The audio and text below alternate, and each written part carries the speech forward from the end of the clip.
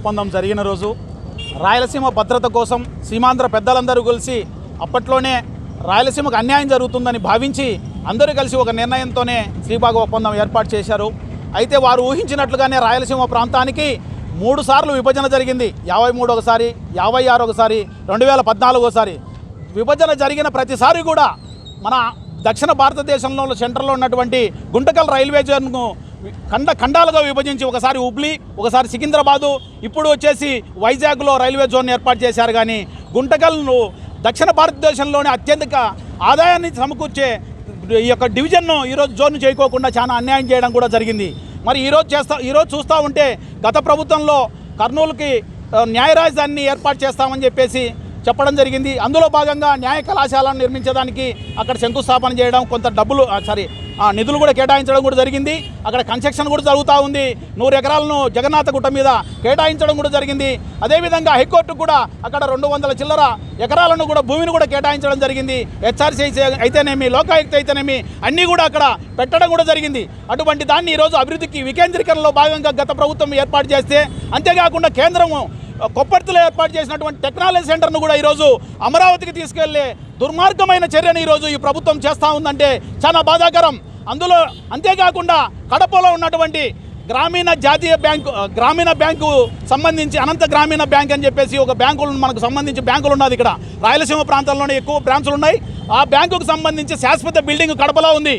ఆ బిల్డింగుకు సంబంధించినది కూడా ఈరోజు అమరావతికి తరలించాలని చెప్పేసి కూడా వాళ్ళకు ఉత్తర్వులు ఇవ్వడం అన్నది చాలా దుర్మార్గమైన చర్య అని చెప్పేసి కూడా మేము తెలియజేసుకుంటున్నాం. కాబట్టి ఈరోజు ఆలోచన చేయండి.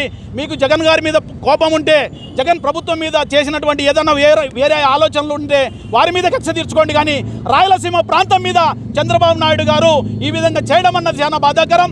ఈరోజు చూస్తూ ఉంటే రాయలసీమ ప్రాంతానికి విభజన చట్టం ద్వారా వచ్చినది ఏకైకనేది ఏదైనా ఉందంటే అనంతపురం జిల్లాలో కేవలం సెంట్రల్ యూనివర్సిటీ తప్ప విభజన చట్టంలో రాయలసీమ ప్రాంతానికి ఈరోజు ఉద్యోగాల్లో వాటా లేదు, అమరావతిలో ఫ్రీ జోన్ చేయలేదు.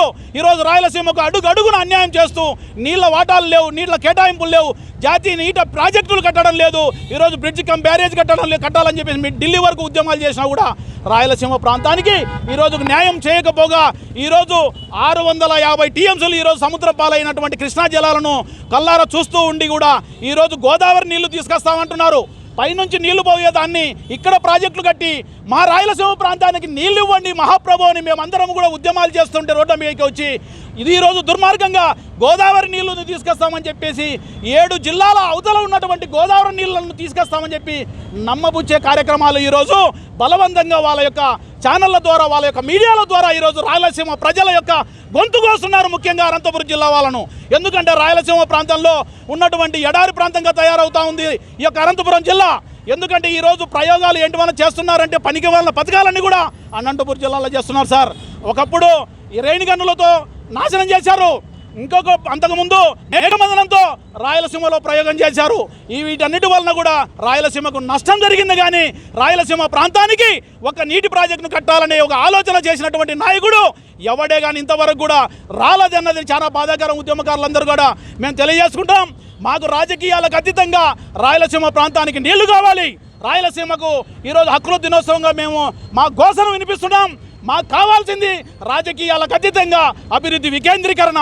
రాయలసీమ ప్రాంతంలో జరిగినటువంటి అరకొర అభివృద్ధిని కూడా మీరు మరోసారి అభివృద్ధి కేంద్రీకరణ చేయాలనే ఒక దుర్మార్గమైన చర్యతో ఈరోజు అన్నీ కూడా అమరావతి ప్రాంతానికి తీసుకెళ్తే ఈరోజు రాయలసీమ ప్రాంతంలో ఉన్నటువంటి రైతులము, అదేవిధంగా నిరుద్యోగులు ఎక్కడికి పోవాలో ఆలోచన చేయండి సార్. చంద్రబాబు నాయుడు సార్ ఈరోజు విభజన చట్టంలో ఉన్నటువంటి కడప ఉక్కు పరిశ్రమ గురించి ఈరోజు నిధులు ఎందుకు కేటాయించలేదని మీరు కేంద్రాన్ని మాట్లాడరు.